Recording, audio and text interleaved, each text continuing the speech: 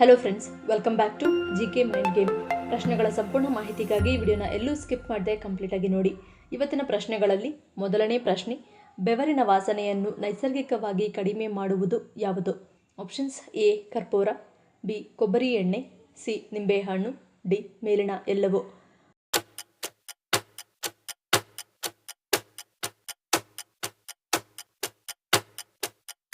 ಸರಿಯಾದ ಉತ್ತರ ಮೇಲಿನ ಎಲ್ಲವೂ. ತೆಂಗಿನ ಎಣ್ಣೆ ಬ್ಯಾಕ್ಟೀರಿಯಾ ವಿರೋಧಿ ಗುಣ ಹೊಂದಿದ್ದು ಕರ್ಪೂರ ವಾಸನೆ ಬರದಂತೆ ತಡೆಯುತ್ತದೆ. ಇದನ್ನು ಬಳಸಲು 2 ಟೀ ಚಮಚ ತೆಂಗಿನ ಎಣ್ಣೆಯಲ್ಲಿ 1 ಚಿಟಿಕೆ ಕರ್ಪೂರವನ್ನು ಮಿಶ್ರಣ ಮಾಡಿ ಸ್ನಾನ ಮಾಡುವ ಮೊದಲು ಪ್ರತಿದಿನ ಬೆವರು ಪ್ರದೇಶದ ಮೇಲೆ ಇದನ್ನು ಹಚ್ಚಿ. ಇದು ವಾಸನೆಯನ್ನು ಕಡಿಮೆ ಮಾಡಲು ಸಹಕಾರಿಯಾಗಿದೆ. ನಿಂಬೆಯಲ್ಲಿರುವ ಸಿಟ್ರಿಕ್ ಆಮ್ಲವು ಬ್ಯಾಕ್ಟೀರಿಯಾವನ್ನು ಕೊಲ್ಲುತ್ತದೆ ಮತ್ತು ರೋಸ್ ವಾಟರ್ ಚರ್ಮವನ್ನು ತಂಪಾಗಿಸುತ್ತದೆ. ಇದು ಬೆವರಿನ ವಾಸನೆಯನ್ನು ಕಡಿಮೆ ಮಾಡುತ್ತದೆ. 1 ಚಮಚ ರೋಸ್ ವಾಟರ್ ಮಿಶ್ರಣವನ್ನು ತಯಾರಿಸಿ ಹತ್ತಿಯಿಂದ ಕಂಕುಳಿನ ಭಾಗಕ್ಕೆ ಹಚ್ಚಿ ಪ್ರತಿದಿನ ಸ್ನಾನ ಮಾಡುವ ಮೊದಲು 10 ನಿಮಿಷಗಳ ಕಾಲ ಹಾಗೆಯೇ ಬಿಡಿ. ಹೀಗೆ ಮಾಡುವುದರಿಂದ ನೀವು ಬಹಳಷ್ಟು ವ್ಯತ್ಯಾಸವನ್ನು ಕಾಣಬಹುದು. ಎರಡನೇ ಪ್ರಶ್ನೆ, ದಕ್ಷಿಣ ಭಾರತದಲ್ಲಿ ಪ್ರಸಿದ್ಧಿ ಪಡೆದ ಸಾಂಬಾರ್ ಮೊದಲು ತಯಾರಾಗಿದ್ದು ಯಾವ ರಾಜ್ಯದಲ್ಲಿ? Options: A Maharashtra, B Tamil Nadu, C Andhra Pradesh, D Karnataka.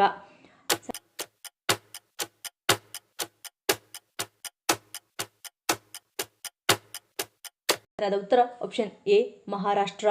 ಬಲ್ಲ ಮೂಲಗಳ ಪ್ರಕಾರ ಸಾಂಬಾರ್ ಮೊದಲು ತಯಾರಾಗಿದ್ದು ಮಹಾರಾಷ್ಟ್ರದಲ್ಲಿ ಎಂದು ಹೇಳಲಾಗುತ್ತದೆ. ದಂತಕಥೆಗಳ ಪ್ರಕಾರ ತಂಜಾವೂರಿನಲ್ಲಿ ಮರಾಠ ಆಳ್ವಿಕೆಯನ್ನು ಸ್ಥಾಪಿಸಿದ ಯಕೋಜಿಯ ಮಗ ಶಹಾಜಿ I ಅವರ ರಾಜಮನೆತನದ ಅಡುಗೆ ಮನೆಯಲ್ಲಿ ಮೊದಲ ಬಾರಿಗೆ ಸಾಂಬಾರ್ ತಯಾರು ಮಾಡಲಾಗಿತ್ತು. ಛತ್ರಪತಿ ಶಿವಾಜಿಯ ಹಿರಿಯ ಮಗ ಮತ್ತು ಉತ್ತರಾಧಿಕಾರಿಯಾದ ಸಾಂಬಾ ಅಥವಾ ಸಾಂಬಾಜಿ ತಂಜಾವೂರಿಗೆ ಭೇಟಿ ನೀಡಿದಾಗ ರಾಜಮನೆತನದ ಬಾಣಸಿಗ ಸ್ವತಃ ಕಂಡುಹಿಡಿದ ಹೊಸ ಭಕ್ಷ್ಯವನ್ನು ಬಡಿಸಲಾಗುತ್ತದೆ. ಈ ಭಕ್ಷ್ಯವೇ ಸಾಂಬಾರ್.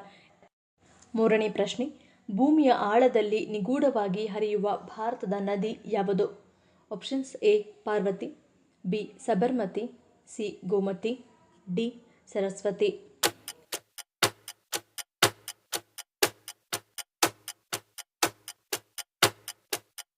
ಸರಿಯಾದ ಉತ್ತರ ಆಪ್ಷನ್ ಡಿ ಸರಸ್ವತಿ. ಪ್ರಾಚೀನ ಕಾಲದಲ್ಲಿ ಈ ನದಿಯನ್ನು ಗಂಗಾ ಮತ್ತು ಯಮುನಾ ನದಿಗಳಂತೆ ಪವಿತ್ರವೆಂದು ಪರಿಗಣಿಸಲಾಗಿತ್ತು. ಆದರೆ ಕಾಲಕ್ರಮೇಣ ಅದು ಭೂಮಿಯ ತಳದಲ್ಲಿ ಕಣ್ಮರೆಯಾಯಿತು. ಇತ್ತೀಚಿನ ಉಪಗ್ರಹ ಚಿತ್ರಣ ಮತ್ತು ಭೂವೈಜ್ಞಾನಿಕ ಸಂಶೋಧನೆಯು ಸರಸ್ವತಿ ನದಿ ಇನ್ನೂ ಕೆಲವು ಪ್ರದೇಶಗಳಲ್ಲಿ ನೆಲದಡಿಯಲ್ಲಿ ಹರಿಯುತ್ತದೆ ಎಂದು ಬಹಿರಂಗಪಡಿಸಿದೆ. ಈ ನದಿಯ ಹರಿವು ಕಣ್ಮರೆಯಾಗುತ್ತಿರುವ ಬಗ್ಗೆ ಪುರಾವೆಗಳು ರಾಜಸ್ಥಾನ, ಹರಿಯಾಣ ಮತ್ತು ಪಂಜಾಬ್ನ ಕೆಲವು ಭಾಗಗಳಲ್ಲಿ ಕಂಡುಬಂದಿವೆ.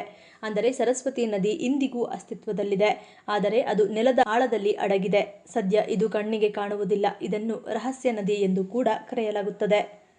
ನಾಲ್ಕನೇ ಪ್ರಶ್ನೆ, ಮಹಿಳೆಯರನ್ನು ಕಾಡುವ ಬಿಳಿ ಸ್ರಾವದ ಸಮಸ್ಯೆಯನ್ನು ದೂರ ಮಾಡುವ ಶಕ್ತಿ ಯಾವ ಪಾನೀಯಕ್ಕಿದೆ?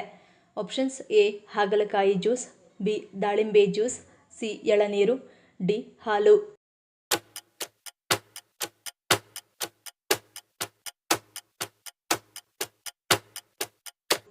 ಸರಿಯಾದ ಉತ್ತರ ಆಪ್ಷನ್ ಬಿ ದಾಳಿಂಬೆ ಜ್ಯೂಸ್. ದಾಳಿಂಬೆ ರಸದಲ್ಲಿ ಉತ್ಕರ್ಷಣ ನಿರೋಧಕಗಳು ಕಂಡುಬರುತ್ತವೆ. ಇದು ಫ್ರೀ ರಾಡಿಕಲ್ಗಳಿಂದ ಉಂಟಾಗುವ ಹಾನಿಯಿಂದ ರಕ್ಷಿಸುತ್ತದೆ. ದಾಳಿಂಬೆ ರಸದಲ್ಲಿ ಉರಿಯೂತ ನಿವಾರಕ ಗುಣಗಳು ಕಂಡುಬರುತ್ತವೆ. ಇದು ಉರಿಯೂತವನ್ನು ಕಡಿಮೆ ಮಾಡುತ್ತದೆ.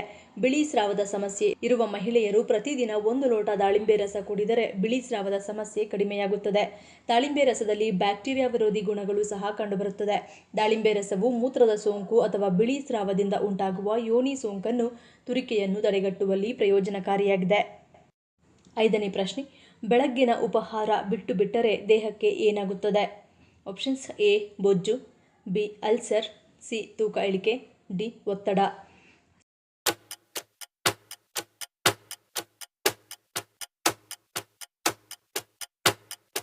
ಸರಿಯಾದ ಉತ್ತರ ಆಪ್ಷನ್ ಎ ಮತ್ತು ಬಿ.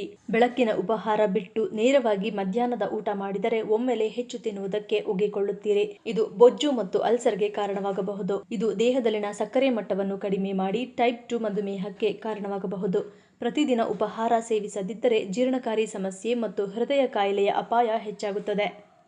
ಆರನೇ ಪ್ರಶ್ನೆ, 67 ವರ್ಷಗಳಿಂದ ಒಮ್ಮೆಯೂ ಬತ್ತದ ನದಿ ಯಾವುದು? Options: A Sutlej, B Beas, C Bhakra, D ಮೇಲಿನ ಎಲ್ಲವೂ.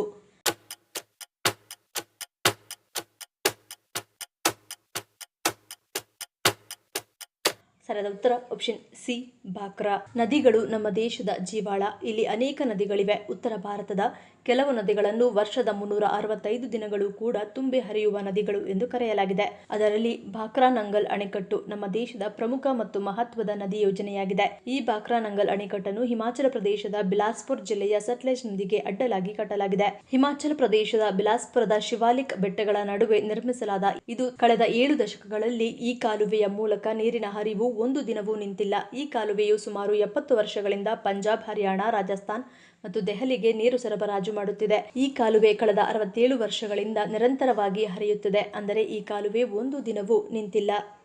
7ನೇ ಪ್ರಶ್ನೆ, ನಕಾರಾತ್ಮಕ ಶಕ್ತಿ ನಕಾರಾತ್ಮಕ ಆಲೋಚನೆಗಳನ್ನು ಹೋಗಲಾಡಿಸಿ ಏಕಾಗ್ರತೆಯನ್ನು ಹೆಚ್ಚಿಸಲು ಯಾವುದು ಸಹಾಯ ಮಾಡುತ್ತದೆ? ಆಪ್ಷನ್ಸ್: ಎ ವಿಭೂತಿ, ಬಿ ಕೇಸರಿ ತಿಲಕ, ಸಿ ಬ್ರಾಹ್ಮಿ, ಡಿ ಶ್ರೀಗಂಧ.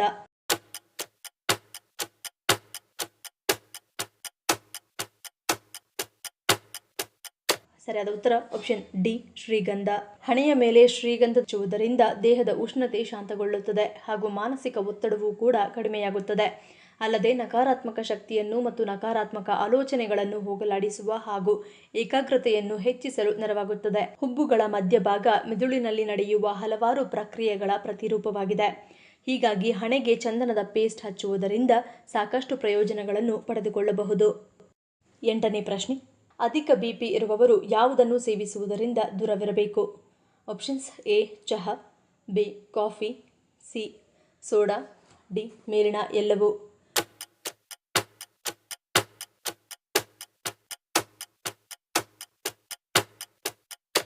ಸರಿಯಾದ ಉತ್ತರ ಆಪ್ಷನ್ ಡಿ ಮೇಲಿನ ಎಲ್ಲವೂ.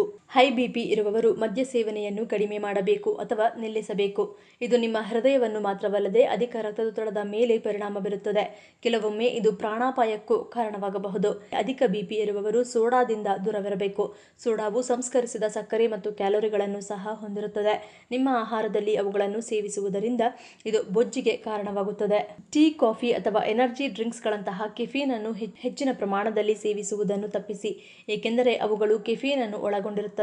ಇದು ರಕ್ತದೊತ್ತಡವನ್ನು ಹೆಚ್ಚಿಸುತ್ತದೆ. 9ನೇ ಪ್ರಶ್ನೆ, ಯಾವ ಸಮಸ್ಯೆ ಇರುವವರು ತಪ್ಪಿಯೂ ಕೂಡ ಮಾವಿನ ಹಣ್ಣನ್ನು ತಿನ್ನಬಾರದು? ಆಪ್ಷನ್ಸ್: ಎ ಬೊಜ್ಜು, ಬಿ ಮಧುಮೇಹ, ಸಿ ಗ್ಯಾಸ್ಟ್ರಿಕ್, ಡಿ ಬಿಪಿ.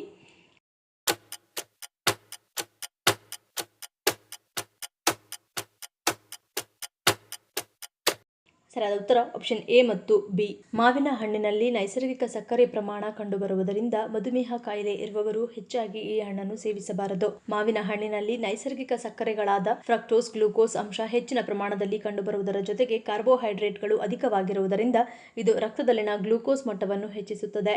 ಇನ್ನು ಈ ಹಣ್ಣಿನಲ್ಲಿ ಗ್ಲೈಸೆಮಿಕ್ ಸೂಚ್ಯಂಕವು ಸರಿಸುಮಾರು 51 ರಿಂದ 56ರಷ್ಟಿರುವುದರಿಂದ ಮಧುಮೇಹಿಗಳಲ್ಲಿ ಶುಗರ್ ಲೆವೆಲ್ ಹೆಚ್ಚಿಸುವ ಸಾಧ್ಯತೆ ಹೆಚ್ಚಿರುತ್ತದೆ. ದೇಹದ ತೂಕ ಇಳಿಸಿಕೊಳ್ಳಲು ಬಯಸುವವರು ಈ ಹಣ್ಣಿನಿಂದ ದೂರವಿರುವುದು ಉತ್ತಮ. ಇದಕ್ಕೆ ಪ್ರಮುಖ ಕಾರಣ ಇದರಲ್ಲಿ ಕಂಡುಬರುವ ಅಧಿಕ ಪ್ರಮಾಣದ ಸಕ್ಕರೆಯಾಂಶ, ಕಾರ್ಬೋಹೈಡ್ರೇಟ್ಗಳು ಮತ್ತು ಕ್ಯಾಲೋರಿ ಅಂಶಗಳಿಂದಾಗಿ ಮಾವಿನ ಹಣ್ಣನ್ನು ತಿನ್ನಬಾರದು ಎಂದು ಹೇಳಲಾಗುತ್ತದೆ. 10ನೇ ಪ್ರಶ್ನೆ, ಭಾರತಕ್ಕೆ ಮೊದಲು ಭೇಟಿ ನೀಡಿದವರು ಯಾರು? ಆಪ್ಷನ್ಸ್: ಎ ಮೆಗಸ್ತನೀಸ್, ಬಿ ಅರಬ್ ವ್ಯಾಪಾರಿಗಳು, ಸಿ ವಾಸ್ಕೋ ಡ ಗಾಮಾ, ಡಿ ಚೀನಿ ಪ್ರಯಾಣಿಕರು.